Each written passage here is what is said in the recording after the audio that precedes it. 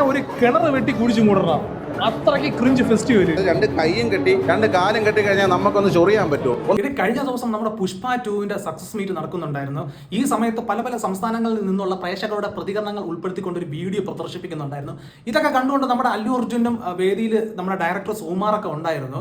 ഈ സമയത്താണ് കേരളത്തിൽ നിന്നുള്ള വീഡിയോ പ്രദർശിപ്പിച്ചത്. അതിലൊരു യുവാവ് വന്നിട്ട് പറയുകയാണ് ബന്ദാനേനെ ഒരു കിണറിനകത്ത് മൂടണം, അതേപോലെ തന്നെ ഇതൊരു ക്രിഞ്ച് ഫെസ്റ്റിവൽ ആണെന്ന്. ലാംഗ്വേജ് അറിയാത്ത നമ്മുടെ അല്ലു അർജുൻ ഇതൊക്കെ കണ്ടുകൊണ്ട് അഭിമാനത്തോടെ ഇരിക്കുന്നത് നമുക്ക് വീഡിയോയിൽ കാണാൻ പറ്റും. നിങ്ങൾ ആരും സൂക്ഷിച്ച് നോക്കേണ്ട, ആ യുവാവ് ഞാൻ തന്നെയാണ്. രാവിലെ സോഷ്യൽ മീഡിയ തുറന്നു നോക്കിയപ്പോൾ ഇത് എല്ലാ ന്യൂസ് ചാനലുകളിലും വാർത്തയായി വന്നത് എനിക്ക് കാണാൻ കഴിഞ്ഞായിരുന്നു. മര്യാദയ്ക്ക് പുഷ്പ 2 സിനിമ കണ്ടിട്ട് പുറത്തിറങ്ങി വരുന്ന സമയത്ത് യൂട്യൂബ് ചാനലിലുകാർ വന്നിട്ട് ചോദിച്ചു, അണ്ണാ പടം എങ്ങനെ ഉണ്ടായിരുന്നു, മന്ദാന എങ്ങനെ ഉണ്ടായിരുന്നു എന്ന് ചോദിച്ചു.